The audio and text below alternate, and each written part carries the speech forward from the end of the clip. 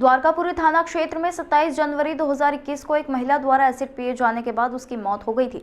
महिला घटना के कुछ दिन पहले अपने प्रेमी के साथ घर से कहीं चली गई थी।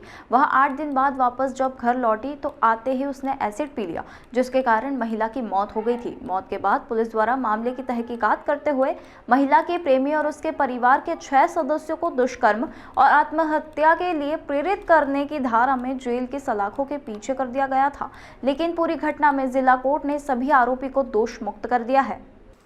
हाईकोर्ट एडवोकेट धर्मेंद्र गुर्जर के अनुसार द्वारकापुरी थाना क्षेत्र के रहने वाली मृतिका की शादी सुनील से 24 अप्रैल 2012 को इंदौर में हुई थी, लेकिन मृतिका का इलाके में रहने वाले महेश उर्फ गोलू बचाने नामक व्यक्ति से प्रेम प्रसंग था, जहां प्रेम प्रसंग के चलते 17 जनवरी 2021 को मृतिका अपने प्रेमी महेश के साथ अपने घर से कहीं चली गई थी। जहां परिवार से बात न होने के बाद 8 दिन बाद मृतिका अपने ससुराल लौटी, जहाँ पर वह महेश से शादी कर उसके साथ रहना चाहती थी, लेकिन घर वापस लौटने के बाद 17 जनवरी 2021 को दोपहर में उसने घर में एसिड पीकर आत्महत्या कर ली।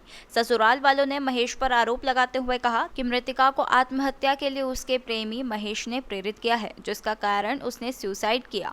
मृतिका एक सुसाइड लेटर भी छोड़ गई थी, जिसके आधार पर पुलिस द्वारा महेश और उसके परिवार के 6 लोगों को एक साथ दुष्कर्म और आत्महत्या के लिए प्रेरित करने की धाराओं में गिरफ्तार कर सभी को जेल भेज दिया गया था। जहां जिला कोर्ट द्वारा इस मामले की पैरवी करते हुए हाई कोर्ट अभिभाषक धर्मेंद्र गुर्जर ने 941 दिनों में सभी को रिहा करवाया है। सभी को कोर्ट ने दोष मुक्त भी कर दिया है।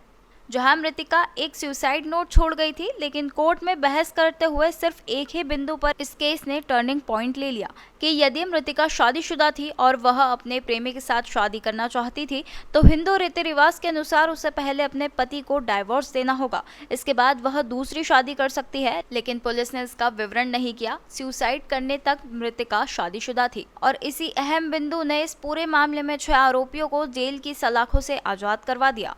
प्रकरण ये था कि एक शादीशुदा महिला अपने बॉयफ्रेंड के साथ घर छोड़ के चली गई थी। गुमशुदगी दर्ज की गई। गुमशुदगी के बाद जब वो थाने आई तो उसने बताया कि मैं इसी के साथ रहना चाहती हूँ, मेरे साथ कोई गलत काम नहीं हुआ। माँ बाप घर ले गए। 10 दिन बाद उसने अपने माँ बाप के घर एसिड पी लिया।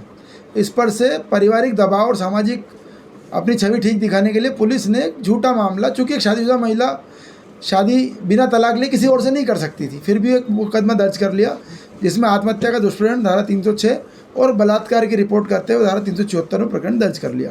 हमने न्यायालय में तर्क रखे, बचाव साक्ष्य दिए, अपना प्रकरण रखा कि जब तक वो महिला शादीशुदा होने के बावजूद तलाक नहीं ले लेती, कोई भी व्यक्ति उससे शादी नहीं कर सकता।